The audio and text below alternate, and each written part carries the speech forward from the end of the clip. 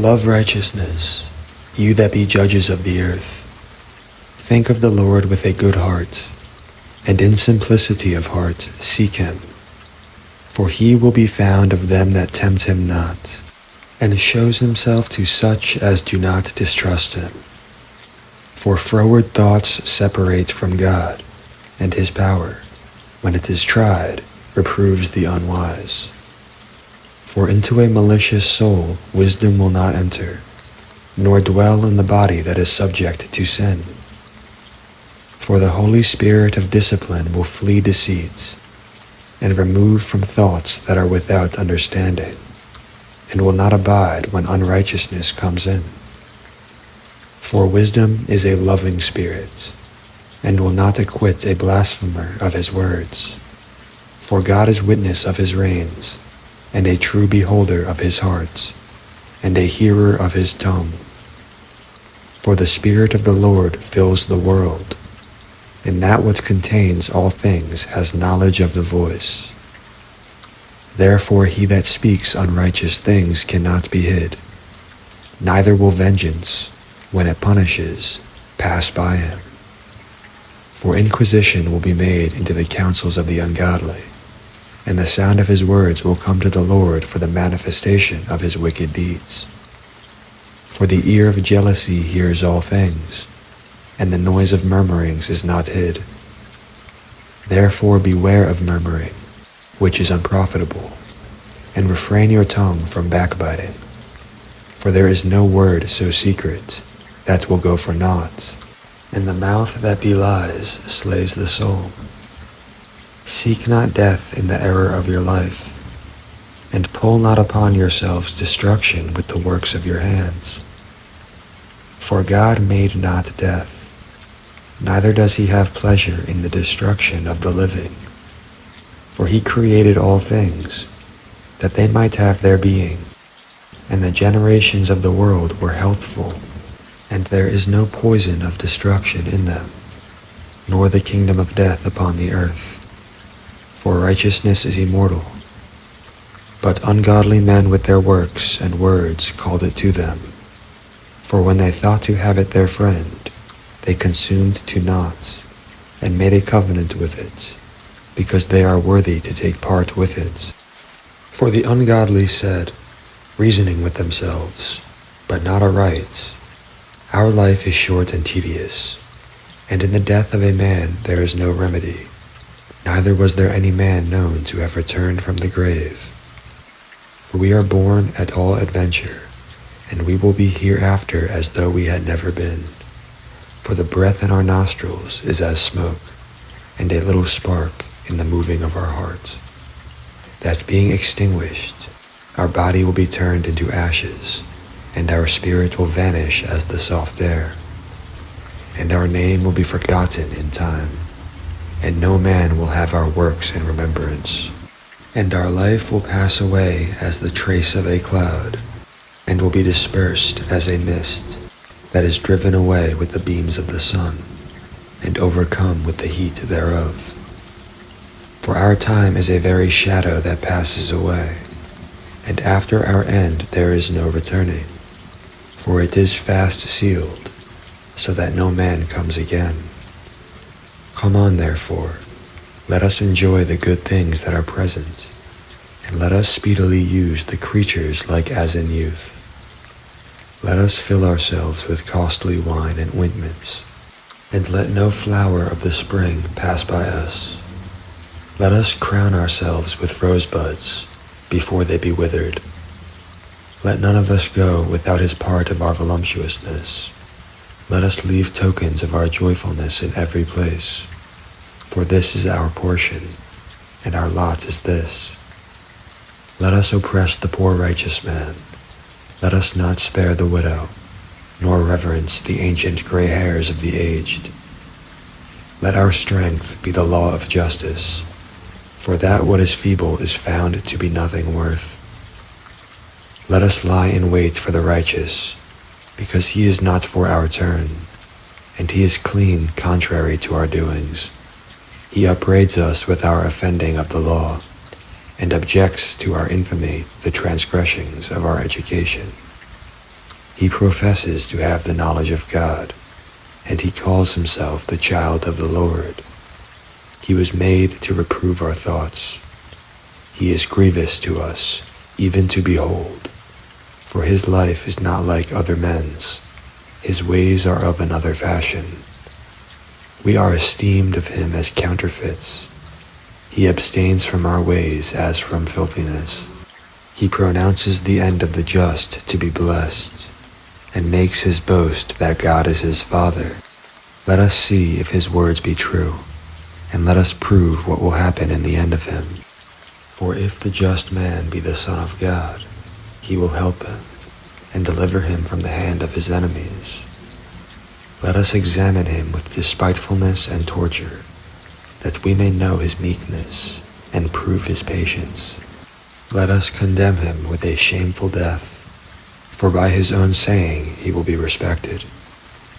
Such things they did imagine, and were deceived, for their own wickedness has blinded them.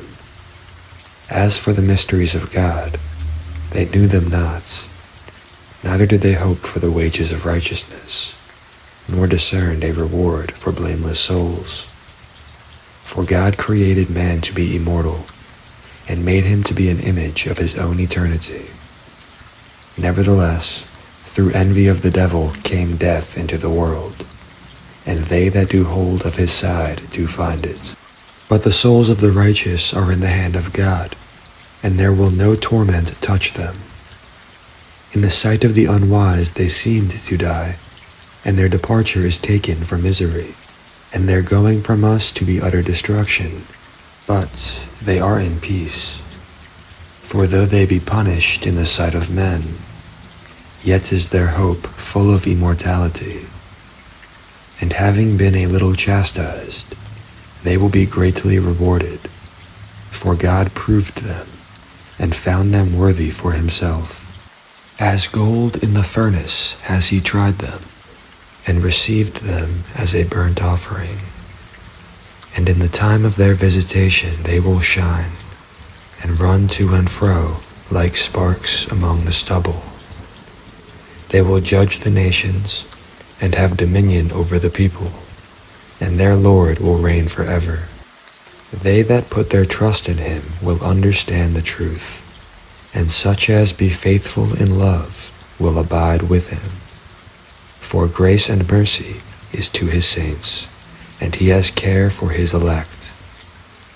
But the ungodly will be punished according to their own imaginations, which have neglected the righteous, and forsaken the Lord. For whoso despises wisdom and nurture, he is miserable, and their hope is vain, their labors unfruitful, and their works unprofitable. Their wives are foolish, and their children wicked. Their offspring is cursed. Therefore blessed is the barren that is undefiled, that has not known the sinful bed. She will have fruit in the visitation of souls. And blessed is the eunuch, who with his hands has wrought no iniquity, nor imagined wicked things against God. For to him will be given the special gift of faith, and an inheritance in the temple of the Lord more acceptable to his mind. For glorious is the fruit of good labors, and the root of wisdom will never fall away. As for the children of adulterers, they will not come to their perfection, and the seed of an unrighteous bed will be rooted out. For though they live long, yet they will be nothing regarded, and their last age will be without honor. Or, if they die quickly, they have no hope, neither comfort in the day of trial. For horrible is the end of the unrighteous generation. Better it is to have no children, and to have virtue, for the memorial thereof is immortal, because it is known with God and with men. When it is present, men take example at it, and when it is gone, they desire it. It wears a crown and triumphs forever, having gotten the victory, striving for undefiled rewards. But the multiplying brood of the ungodly will not thrive. nor take deep rooting from bastards' lips, nor lay any fast foundation. For though they flourish in branches for a time, yet standing not last, they will be shaken with the wind, and through the force of winds they will be rooted out. The imperfect branches will be broken off, their fruit unprofitable, not ripe to eat, meat for nothing. For children begotten of unlawful beds are witnesses of wickedness against their parents in their trial. But though the righteous be prevented with death, yet will he be in rest. For honorable age is not that what stands in length of time, nor that is measured by number of years. But wisdom is the gray hair to men, and an unspotted life is old age. He pleased God, and was beloved of him, so that living among sinners he was translated. Speedily he was taken away, lest that wickedness should alter his understanding, or deceit beguile his soul. For the bewitching of naughtiness does obscure things that are honest, and the wandering of concupiscence does undermine the simple mind. He, being made perfect in a short time, fulfilled a long time, for his soul pleased the Lord. Therefore he hasted to take him away from among the wicked.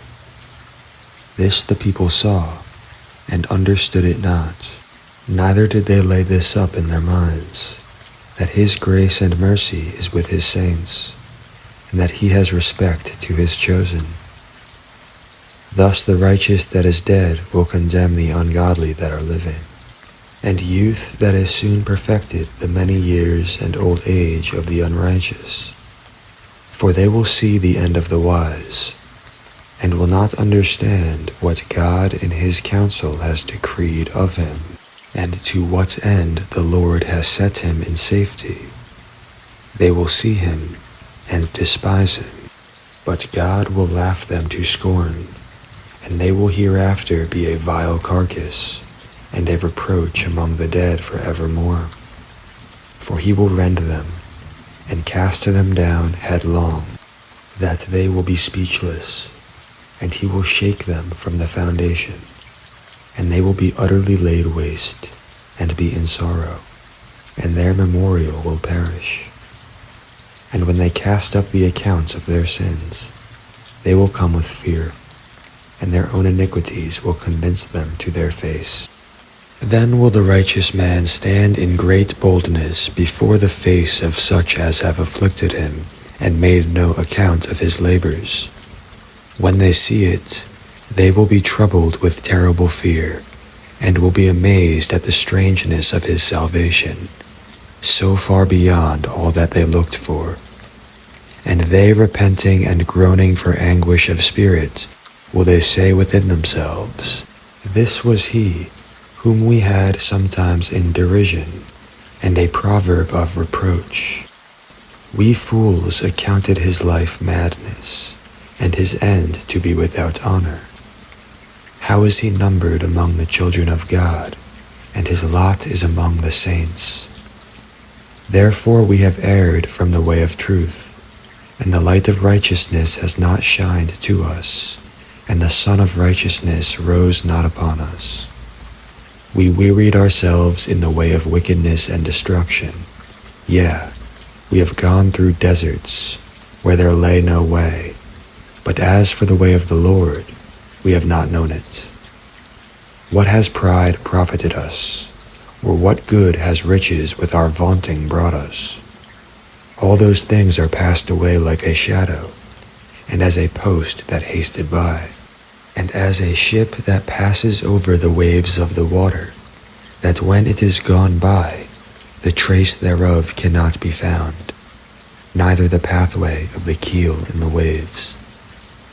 Or as when a bird has flown through the air, there is no token of her way to be found, but the light air being beaten with the stroke of her wings, and parted with the violent noise and motion of them, is passed through, and therein afterwards no sign where she went is to be found.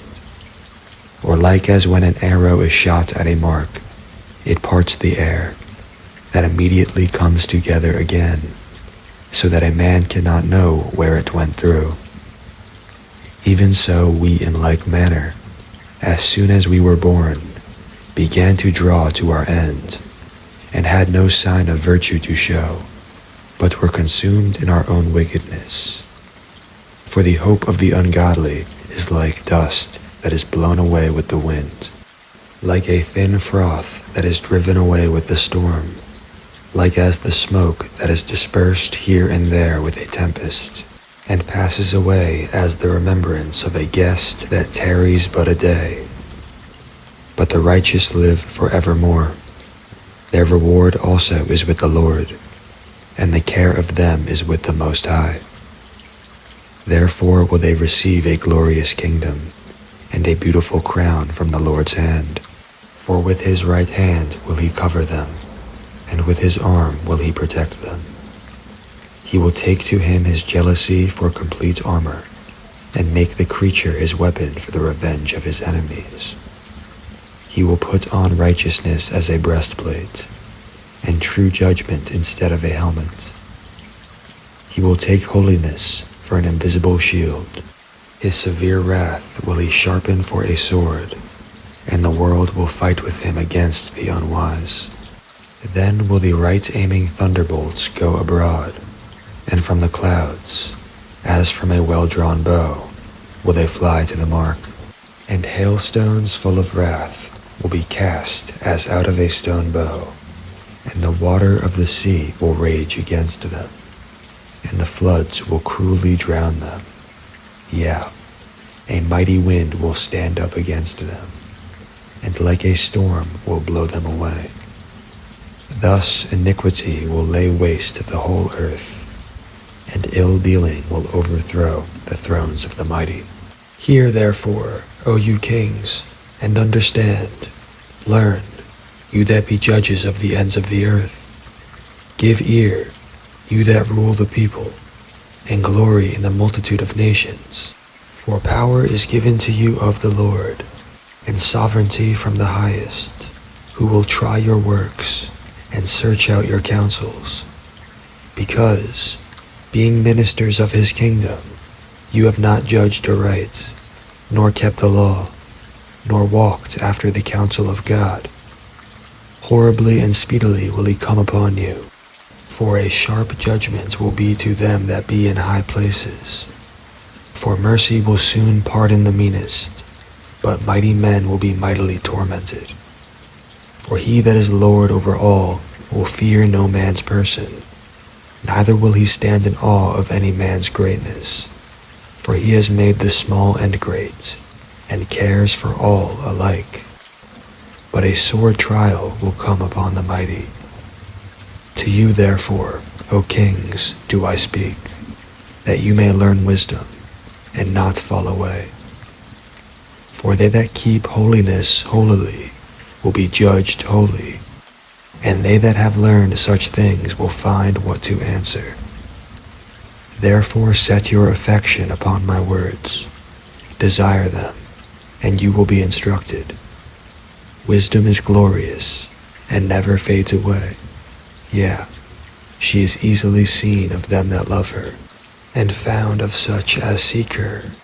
She prevented them that desire her, in making herself first known to them. Whoso seeks her early will have no great travail, for he will find her sitting at his doors. To think therefore upon her is perfection of wisdom, and whoso watches for her will quickly be without worry. For she goes about seeking such as are worthy of her, shows herself favorably to them in the ways, and meets them in every thought. For the very true beginning of her is the desire of discipline, and the care of discipline is love. And love is the keeping of her laws, and the giving heed to her laws is the assurance of incorruption. And incorruption makes us near to God. Therefore the desire of wisdom brings to a kingdom. If your delight be then in thrones and scepters, O you kings of the people, honor wisdom, that you may reign for evermore. As for wisdom, what she is, and how she came up, I will tell you, and will not hide mysteries from you, but will seek her out from the beginning of her nativity, and bring the knowledge of her into light, and will not pass over the truth. Neither will I go with consuming envy, for such a man will have no fellowship with wisdom. But the multitude of the wise is the welfare of the world, and a wise king is the upholding of the people. Receive therefore instruction through my words, and it will do you good. I myself also am a mortal man, like to all, and the offspring of him that was first made of the earth. And in my mother's womb was fashioned to be flesh in the time of 10 months, being compacted in blood, of the seed of man, and the pleasure that came with sleep. And when I was born, I drew in the common air, and fell upon the earth, that is of like nature, and the first voice that I uttered was crying, as all others do. I was nursed in swaddling clothes, and that with cares. For there is no king that had any other beginning of birth. For all men have one entrance into life, and the like going out. Therefore I prayed, and understanding was given to me. I called upon God, and the spirit of wisdom came to me. I preferred her before scepters and thrones, and esteemed riches nothing in comparison of her. Neither did I compare her to any precious stone, because all gold in respect of her is as little sand, and silver will be counted as clay before her. I loved her above health and beauty, and chose to have her instead of light, for the light that comes from her never goes out. All good things together came to me with her, and innumerable riches in her hands. And I rejoiced in them all, because wisdom goes before them, and I knew not that she was the mother of them. I learned diligently, and do communicate her liberally.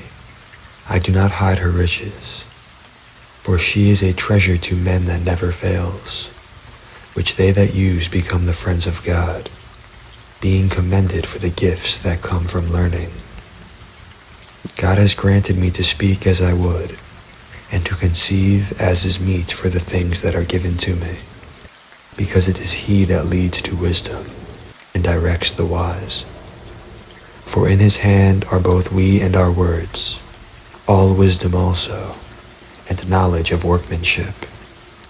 For he has given me certain knowledge of things that are, namely, to know how the world was made, and the operation of the elements, the beginning, ending, and midst of the times, the alterations of the turning of the sun, and the change of seasons, the circuits of years, and the positions of stars, the natures of living creatures, and the furies of wild beasts, the violence of winds, and the reasonings of men, the diversities of plants, and the virtues of fruits, and all such things as are either secret or manifest, them I know.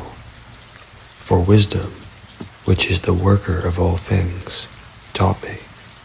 For in her is an understanding spirit, holy, one only, manifold, subtle, lively, clear, undefiled, plain, not subject to hurt, loving the thing that is good quick, that cannot be letted, ready to do good, kind to man, steadfast, sure, free from care, having all power, overseeing all things, and going through all understanding, pure and most subtle, spirits.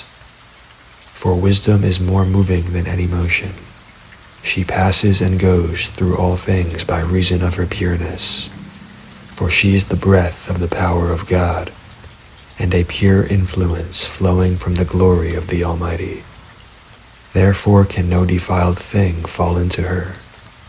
For she is the brightness of the everlasting light, the unspotted mirror of the power of God, and the image of his goodness. And being but one, she can do all things, and remaining in herself, she makes all things new, and in all ages entering into holy souls, she makes them friends of God and prophets. For God loves none but him that dwells with wisdom, for she is more beautiful than the sun, and above all the order of the stars. Being compared with the light, she is found before it. For after this comes night, but vice will not prevail against wisdom. Wisdom reaches from one end to another mightily, and sweetly does she order all things. I loved her, and sought her out from my youth. I desired to make her my spouse, and I was a lover of her beauty. In that she is conversant with God, she magnifies her nobility.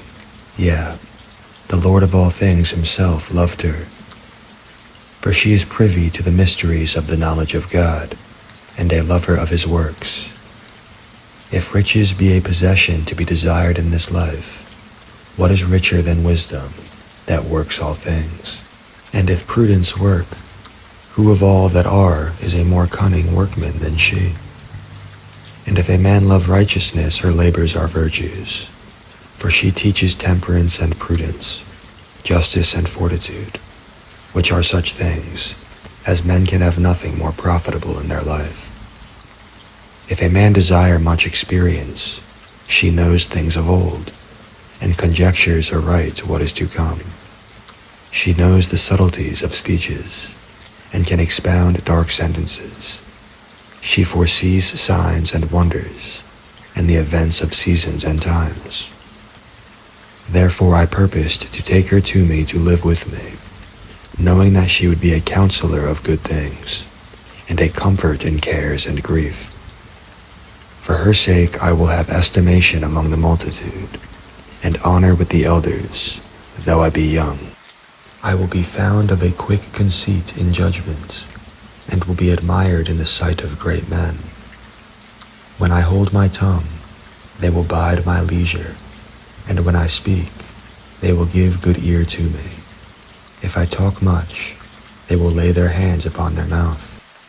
Moreover, by the means of her I will obtain immortality, and leave behind me an everlasting memorial to them that come after me. I will set the people in order, and the nations will be subject to me. Horrible tyrants will be afraid when they do but hear of me. I will be found good among the multitude, and valiant in war.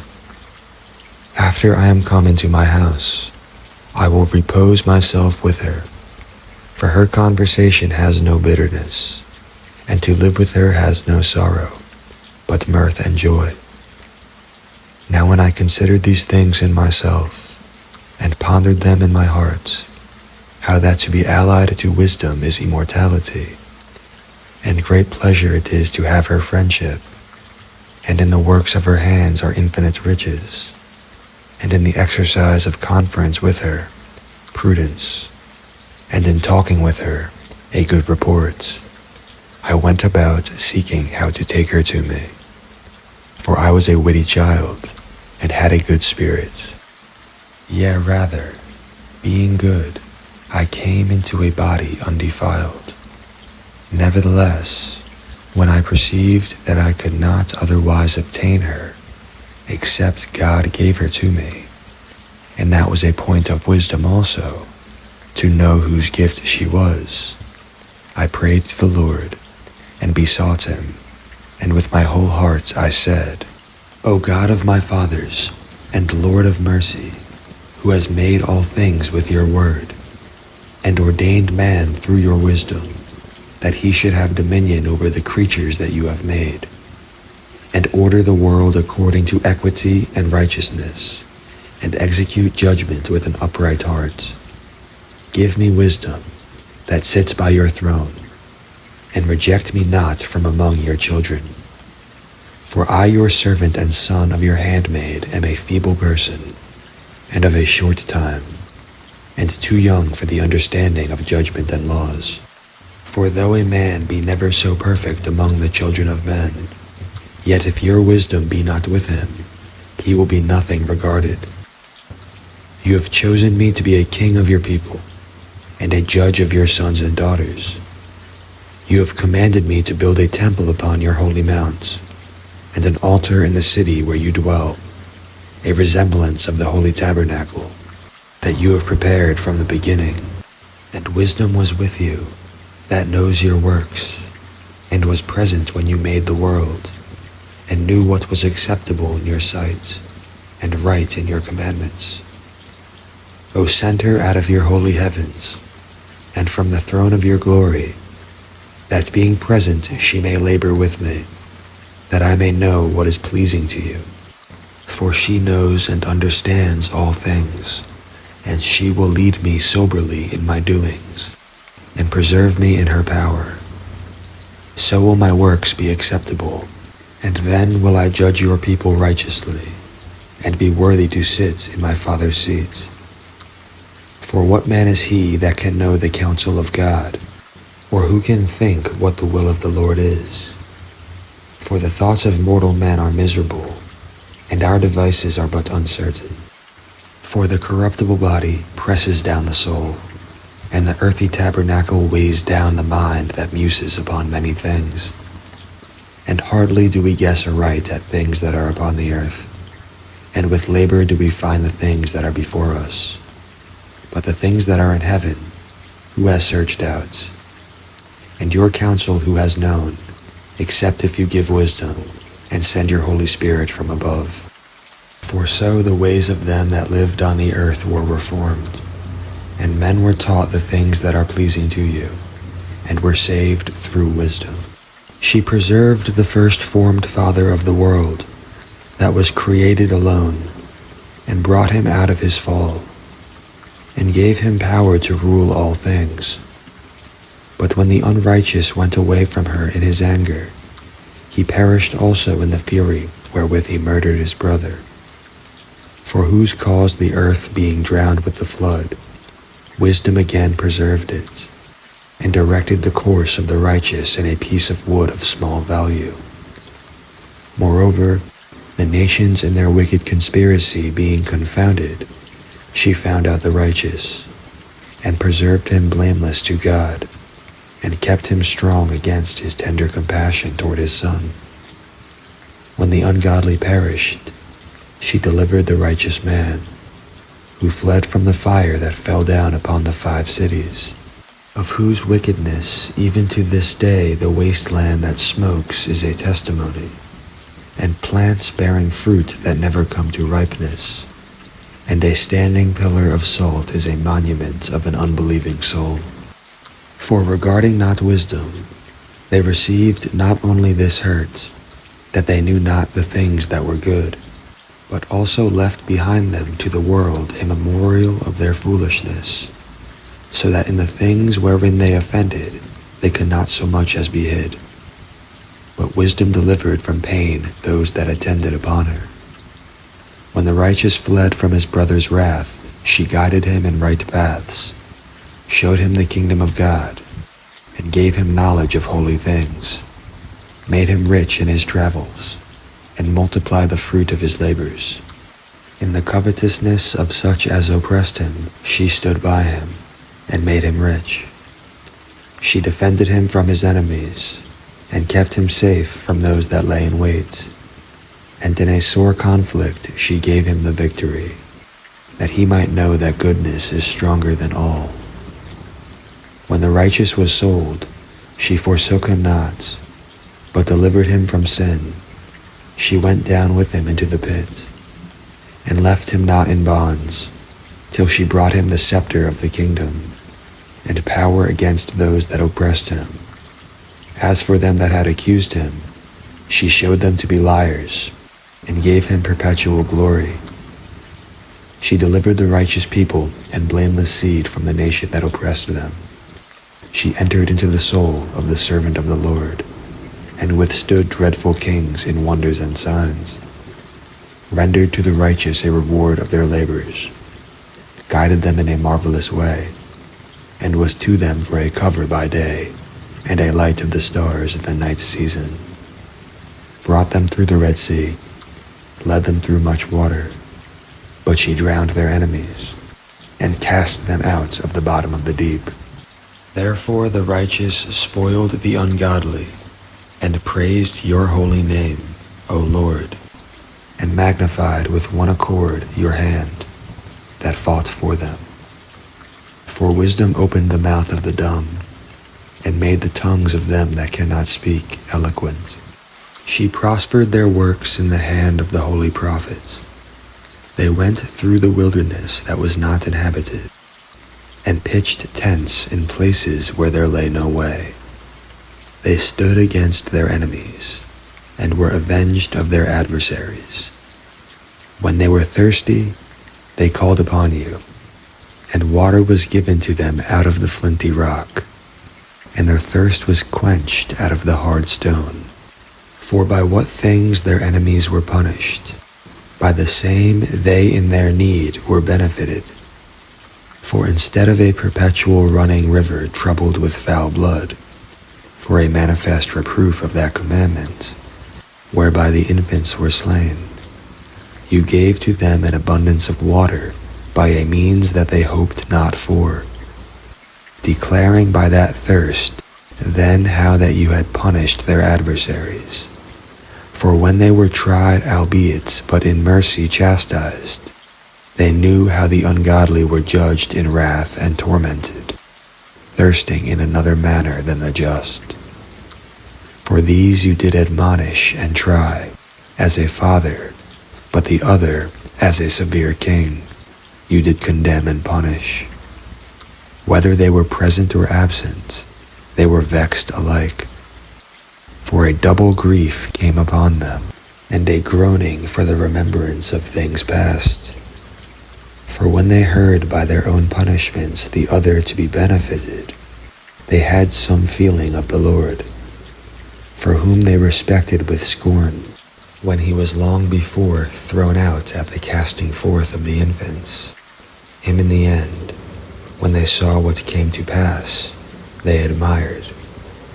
But for the foolish devices of their wickedness, wherewith being deceived they worshipped serpents void of reason, and vile beasts, you did send a multitude of unreasonable beasts upon them for vengeance, that they might know that with what a man sins, by the same also will he be punished. For your almighty hand, that made the world of matter without form, wanted not means to send among them a multitude of bears or fierce lions, or unknown wild beasts, full of rage, newly created, breathing out either a fiery vapor, or filthy scents of scattered smoke, or shooting horrible sparkles out of their eyes, whereof not only the harm might dispatch them at once, but also the terrible sight utterly destroy them. Yea, and without these might they have fallen down with one blast, being persecuted of vengeance, and scattered abroad through the breath of your power. But you have ordered all things in measure and number and weight. For you can show your great strength at all times when you will, and who may withstand the power of your arm? For the whole world before you is as a little grain of the balance, yea, as a drop of the morning dew that falls down upon the earth. But you have mercy upon all, for you can do all things, and wink at the sins of men, because they should amend. For you love all the things that are, and abhor nothing that you have made. For never would you have made anything if you had hated it. And how could anything have endured if it had not been your will, or been preserved if not called by you? But you spare all, for they are yours, O Lord, lover of souls. For your incorruptible spirit is in all things, Therefore you chasten them little by little that offend, and warn them by putting them in remembrance wherein they have offended, that leaving their wickedness they may believe on you, O Lord. For it was your will to destroy by the hands of our fathers both those old inhabitants of your holy land, whom you hated for doing most odious works of witchcrafts and wicked sacrifices, and also those merciless murderers of children, and devourers of man's flesh, and the feasts of blood, with their priests out of the midst of their idolatrous crew, and the parents they killed with their own hands souls destitute of help, that the land that you esteemed above all other might receive a worthy colony of God's children. Nevertheless, even those you spared as men, and did send wasps, forerunners of your host, to destroy them by little and little. Not that you were unable to bring the ungodly under the hand of the righteous in battle, or to destroy them at once with cruel beasts, or with one rough word, but executing your judgments upon them by little and little, you gave them place of repentance, not being ignorant that they were a naughty generation, and that their malice was bred in them, and that their cogitation would never be changed. For it was a cursed seed from the beginning. Neither did you, for fear of any man, give them pardon for the things wherein they sinned. For who will say, "What have you done?" Or who will withstand your judgment? Or who will accuse you for the nations that perish, whom you made? Or who will come to stand against you, to be revenged for the unrighteous men? For neither is there any God but you that cares for all, to whom you might show that your judgment is not unright. Neither will king or tyrant be able to set his face against you for any whom you have punished. For so much then as you are righteous yourself, you order all things righteously, thinking it not agreeable with your power to condemn him that has not deserved to be punished. For your power is the beginning of righteousness, and because you are the Lord of all, it makes you to be gracious to all. For when men will not believe that you are full of power, you show your strength, and among them that know it, you make their boldness manifest. But you, mastering your power, judge with equity, and order us with great favor, for you may use your power when you will. But by such works have you taught your people, that the just man should be merciful, and have made your children to be of a good hope, that you give repentance for sins. For if you did punish the enemies of your children, and the condemned to death, with such deliberation, giving them time and place, whereby they might be delivered from their malice, with how great circumspection did you judge your own sons, to whose fathers you have sworn, and made covenants of good promises. Therefore, whereas you do chasten us, you scourge our enemies 1,000 times more, to the intent that, when we judge, we should carefully think of your goodness, and when we ourselves are judged, we should look for mercy. Therefore, whereas men have lived dissolutely and unrighteously, you have tormented them with their own abominations. For they went astray very far in their ways of error, and held them for gods, which even among the beasts of their enemies were despised, being deceived, as children of no understanding. Therefore to them, as to children without the use of reason, you did send a judgment to mock them. But they that would not be reformed by that correction, wherein he dallied with them, will feel a judgment worthy of God. For, look, for what things they grudged, when they were punished, that is, for them whom they thought to be gods, now being punished in them, when they saw it, they acknowledged him to be the true God, whom before they denied to know, and therefore came extreme damnation upon them. Surely vain are all men by nature, who are ignorant of God, and could not out of the good things that are seen know him that is. Neither by considering the works did they acknowledge the workmaster, but deemed either fire or wind or the swift air or the circle of the stars or the violent water or the lights of heaven to be the gods that govern the world. with whose beauty, if they being delighted took them to be gods, let them know how much better the Lord of them is, for the first author of beauty has created them. But if they were astonished at their power and virtue, let them understand by them how much mightier he is that made them. For by the greatness and beauty of the creatures, proportionably the maker of them is seen. But yet for this they are the less to be blamed, for they peradventure err, seeking God and desirous to find him. For being conversant in his works, they search him diligently, and believe their sight, because the things are beautiful that are seen. Howbeit neither are they to be pardoned. For if they were able to know so much, that they could aim at the world, how did they not sooner find out the Lord thereof?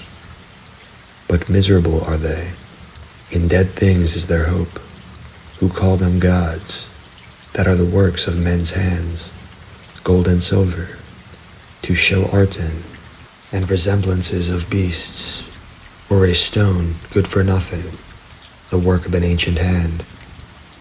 Now a carpenter that fells timber, after he has sawn down a tree meet for the purpose, and taken off all the bark skillfully round about, and has wrought it handsomely, and made a vessel thereof fit for the service of man's life, and after spending the refuse of his work to dress the meat, has filled himself, and taking the very refuse among those that served to no use, being a crooked piece of wood, and full of knots, has carved it diligently, when he had nothing else to do, and formed it by the skill of his understanding, and fashioned it to the image of a man, or made it like some vile beast, laying it over with vermilion, and with paint coloring it red, and covering every spot therein.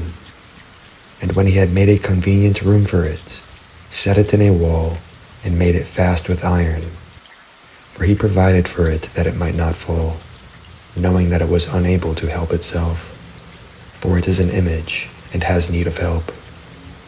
Then he makes prayer for his goods, for his wife and children, and is not ashamed to speak to that which has no life.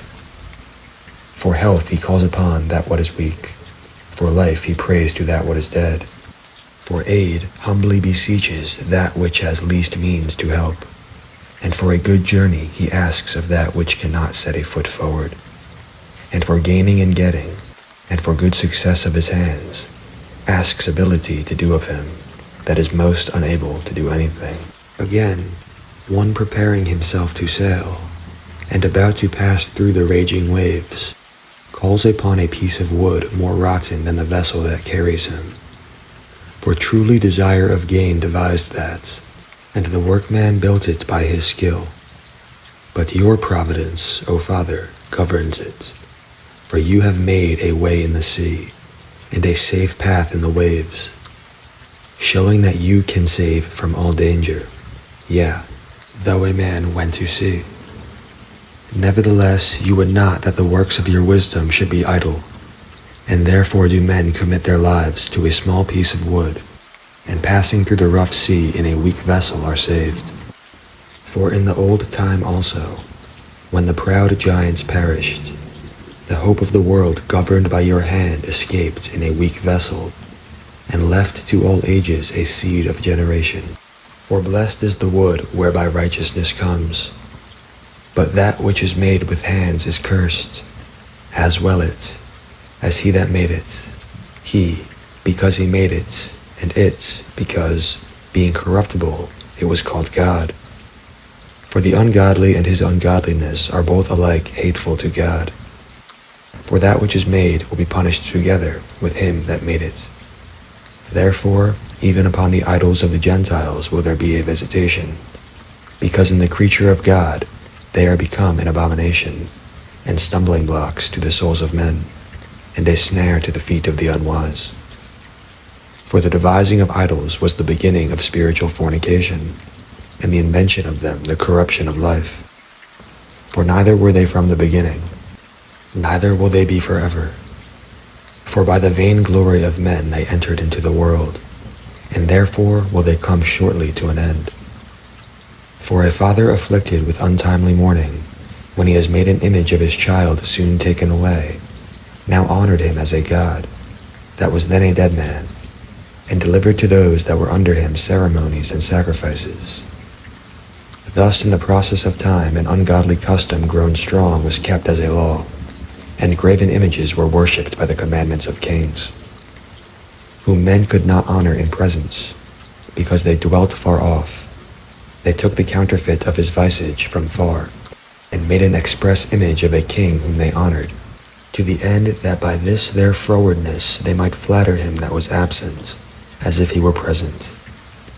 Also the singular diligence of the artificer did help to set forward the ignorant to more superstition.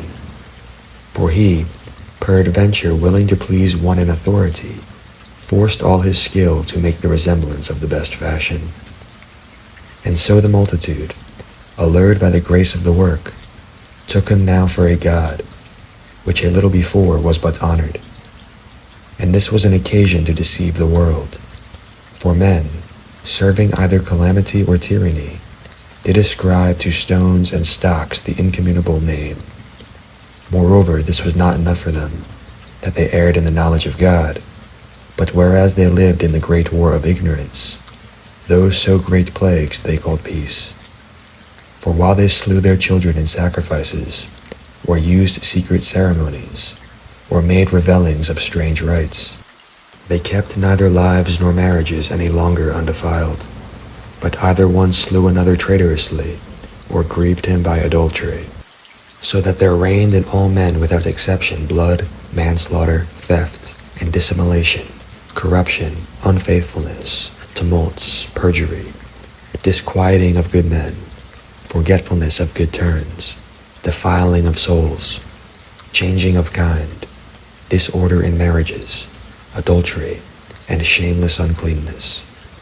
For the worshipping of idols not to be named is the beginning, the cause, and the end of all evil.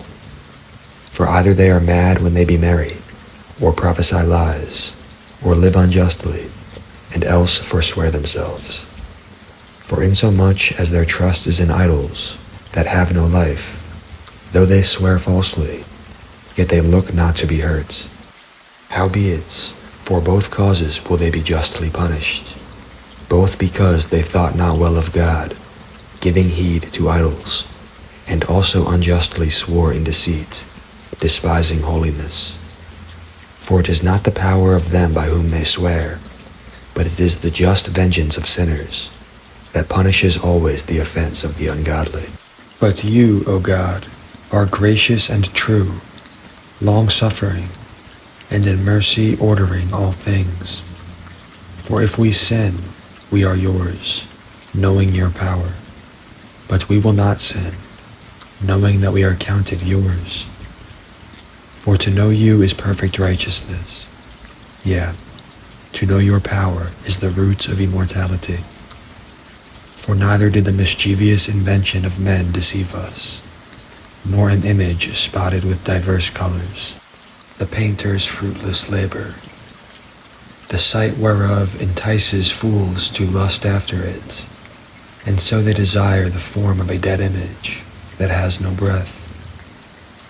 Both they that make them, they that desire them, and they that worship them, are lovers of evil things, and worthy to have such things to trust upon. For the potter, tempering soft earth, fashions every vessel with much labor for our service. Yeah, of the same clay he makes both the vessels that serve for clean uses, and likewise also all such as serve to the contrary. But what is the use of either sort? The potter himself is judge. And employing his labors lewdly, he makes a vain god of the same clay, even which a little before was made of earth himself, and within a little while after returns to the same, out when his life which was lent to him will be demanded. Notwithstanding his care is, not that he will have much labor, nor that his life is short, but strives to excel goldsmiths and silversmiths, and endeavors to do like the workers in brass, and counts it his glory to make counterfeit things.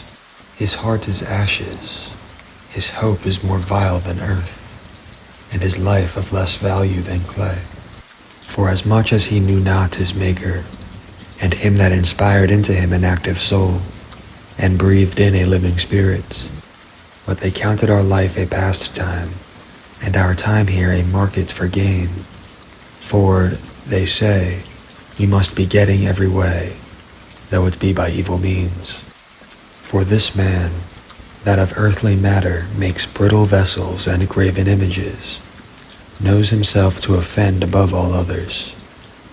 And all the enemies of your people, that hold them in subjection, are most foolish, and more miserable than very babes. For they counted all the idols of the heathen to be gods, which neither have the use of eyes to see, nor noses to draw breath, nor ears to hear, nor fingers of hands to handle. And as for their feet, they are slow to go. For man made them, and he that borrowed his own spirit fashioned them. But no man can make a god like to himself. For being mortal, he works a dead thing with wicked hands. For he himself is better than the things that he worships, whereas he lived once, but they never. They worshipped those beasts also that are most hateful. For being compared together, some are worse than others. Neither are they beautiful, so much as to be desired in respect of beasts, but they went without the praise of God and his blessing. Therefore by the like were they punished worthily, and by the multitude of beasts tormented. Instead of which punishment, dealing graciously with your own people, you prepared for them meat of a strange taste, even quails to stir up their appetites, to the end that they, desiring food, might for the ugly sight of the beasts sent among them loathe even that, which they must needs desire. But these, suffering penury for a short space, might be made partakers of a strange taste. For it was requisite that upon them exercising tyranny should come penury, which they could not avoid, but to these it should only be shown how their enemies were tormented. For when the horrible fierceness of beasts came upon them, and they perished with the stings of crooked serpents, your wrath endured not forever, but they were troubled for a small season, that they might be admonished, having a sign of salvation, to put them in remembrance of the commandment of your law. For he that turned himself toward it was not saved by the thing that he saw, but by you, that are the Savior of all. And in this you have made your enemies confess, that it is you who delivers from all evil. For them the bitings of grasshoppers and flies killed, neither was there found any remedy for their life, for they were worthy to be punished by such. But your sons not the very teeth of venomous dragons overcame, for your mercy was ever by them, and healed them. For they were pricked, that they should remember your words, and were quickly saved, that not falling in deep forgetfulness, they might be continually mindful of your goodness. For it was neither herb nor mollifying plaister that restored them to health, but your word, O Lord, that heals all things. For you have power of life and death. You lead to the gates of hell, and bring up again. A man indeed kills through his malice, and the spirit, when it is gone forth, returns not, neither the soul received up comes again. But it is not possible to escape your hand. For the ungodly, that denied to know you, were scourged by the strength of your arm. With strange rains, hails, and showers were they persecuted, that they could not avoid, and through fire were they consumed. For, which is most to be wondered at, the fire had more force in the water, that quenches all things, for the world fights for the righteous. For sometime the flame was mitigated, that it might not burn up the beasts that were sent against the ungodly, but themselves might see and perceive that they were persecuted with the judgment of God. And at another time it burns even in the midst of water above the power of fire, that it might destroy the fruits of an unjust land. Instead whereof you fed your own people with angels' food, and did send them from heaven bread prepared without their labor, able to content every man's delight, and agreeing to every taste. For your sustenance declared your sweetness to your children, and serving to the appetite of the eater, tempered itself to every man's liking. But snow and ice endured the fire, and melted not, that they might know that fire burning in the hail, and sparkling in the rain, did destroy the fruits of the enemies. But this again did even forget his own strength, that the righteous might be nourished. For the creature that serves you, who are the Maker, increases his strength against the unrighteous for their punishment, and abates his strength for the benefit of such as put their trust in you. Therefore even then was it altered into all fashions, and was obedient to your grace, that nourishes all things, according to the desire of them that had need. That your children, O Lord, whom you love, might know that it is not the growing of fruits that nourishes man, but that it is your word that preserves them that put their trust in you. For that which was not destroyed of the fire, being warmed with a little sunbeam, soon melted away, that it might be known that we must prevent the sun to give you thanks, and at the dayspring pray to you. For the hope of the unthankful will melt away as the winter's hoar frost, and will run away as unprofitable water. For great are your judgments, and cannot be expressed. Therefore unnurtured souls have erred. For when unrighteous men thought to oppress the holy nation, they being shut up in their houses, the prisoners of darkness, and fettered with the bonds of a long night, lay there exiled from the eternal providence. For while they supposed to lie hid in their secret sins, they were scattered under a dark veil of forgetfulness, being horribly astonished, and troubled with strange apparitions. For neither might the corner that held them keep them from fear, but noises of waters falling down sounded about them, and sad visions appeared to them with heavy countenances. No power of the fire might give them light, neither could the bright flame of the stars endure to lighten that horrible night.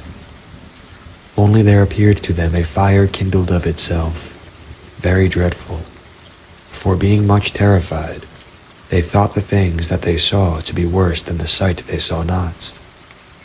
As for the illusions of art magic, they were put down, and their vaunting in wisdom was reproved with disgrace.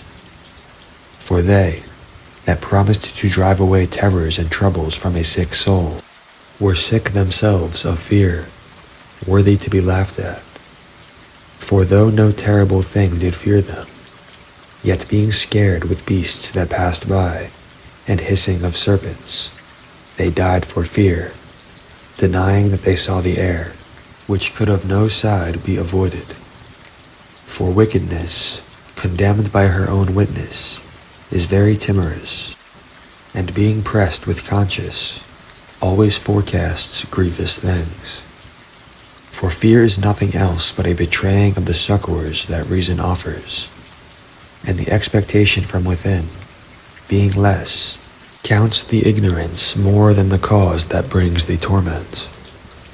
But they sleeping the same sleep that night, that was indeed intolerable, and came upon them out of the bottoms of inevitable hell, were partly vexed with monstrous apparitions, and partly fainted, their heart failing them, for a sudden fear, and not looked for, came upon them.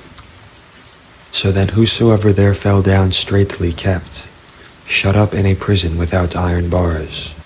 For whether he were husbandman, or shepherd, or a laborer in the field, he was overtaken, and endured that necessity that could not be avoided. For they were all bound with one chain of darkness, whether it were a whistling wind, or a melodious noise of birds among the spreading branches, or a pleasing fall of water running violently, or a terrible sound of stones cast down, or a running that could not be seen of skipping beasts, or a roaring voice of most savage wild beasts, or a rebounding echo from the hollow mountains. These things made them to swoon for fear. For the whole world shined with clear light, and none were hindered in their labor. Over them only was spread a heavy night, an image of that darkness that should afterward receive them. But yet were they to themselves more grievous than the darkness. Nevertheless your saints had a very great light, whose voice they hearing, and not seeing their shape, because they also had not suffered the same things, they counted them happy. But for that they did not hurt them now, of whom they had been wronged before, they thanked them, and besought them pardon for that they had been enemies. Instead whereof you gave them a burning pillar of fire, both to be a guide of the unknown journey, and a harmless sun to entertain them honorably. For they were worthy to be deprived of light and imprisoned in darkness, who had kept your sons shut up, by whom the uncorrupt light of the law was to be given to the world. And when they had determined to slay the babes of the saints, one child being cast forth and saved, to reprove them, you took away the multitude of their children, and destroyed them altogether in a mighty water. Of that night were our fathers certified, that assuredly knowing to what oaths they had given credence, they might afterwards be of good cheer. So of your people was accepted both the salvation of the righteous and destruction of the enemies. For wherewith you did punish our adversaries, by the same you did glorify us, whom you had called. For the righteous children of good men did sacrifice secretly, and with one consent made a holy law, that the saints should be like partakers of the same good and evil, the fathers now singing out the songs of praise.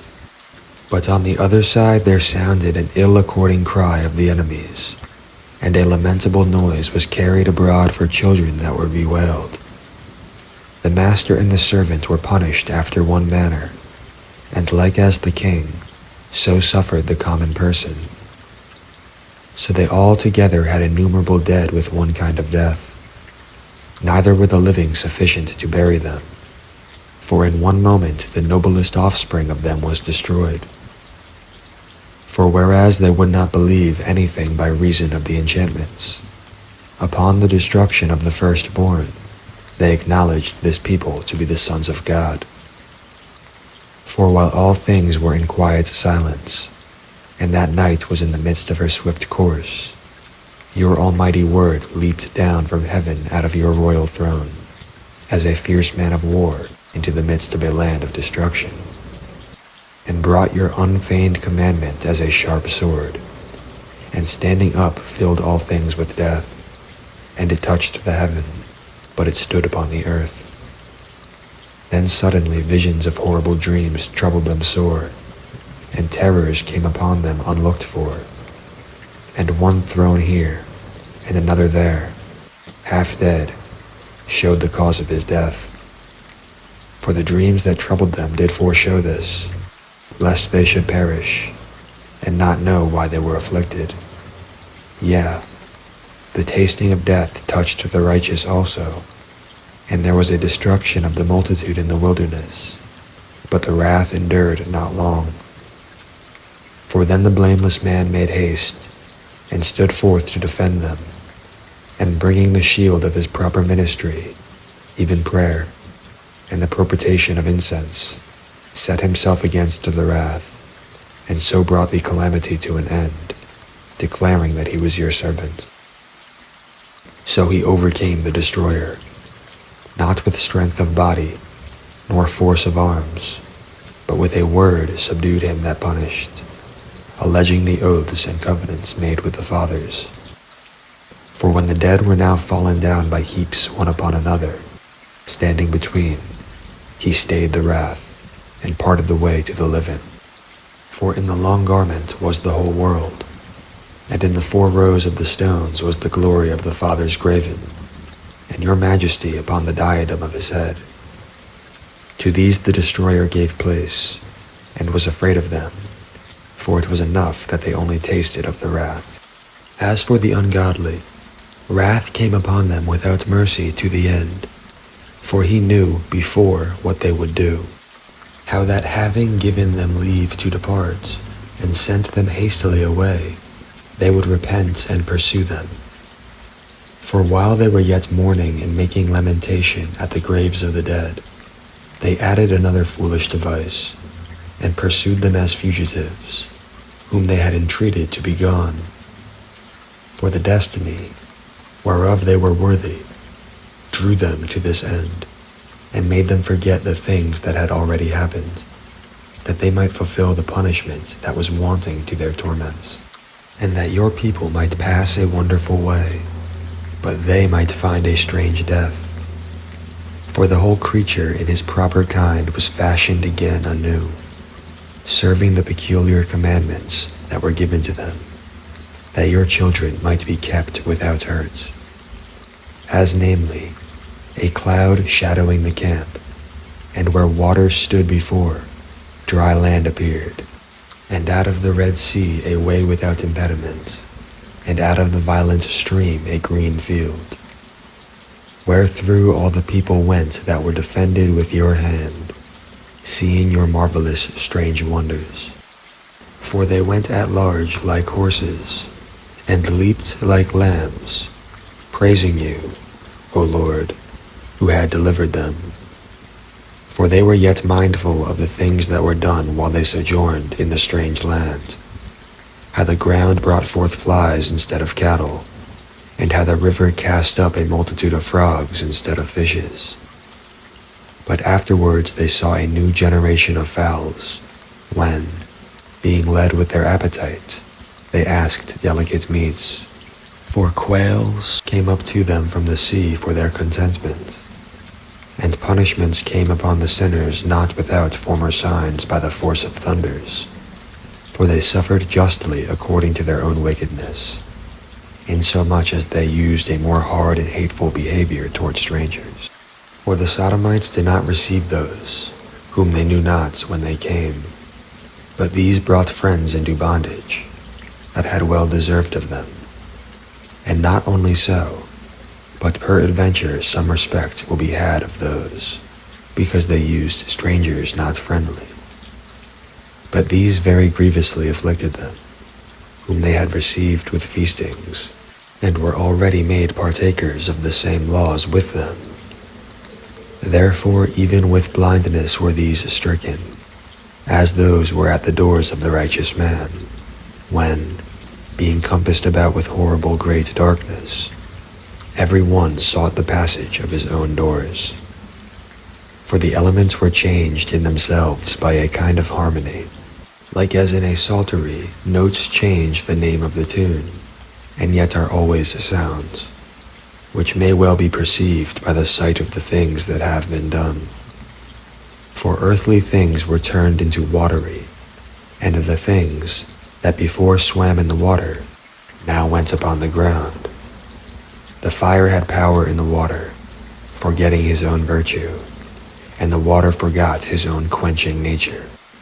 On the other side, the flames wasted not the flesh of the corruptible living things, though they walked therein. Neither did they melt the icy kind of heavenly meat that was of nature apt to melt. For in all things, O Lord, you did magnify your people, and glorify them. Neither did you lightly regard them, but you did assist them in every time and place. Hallelujah.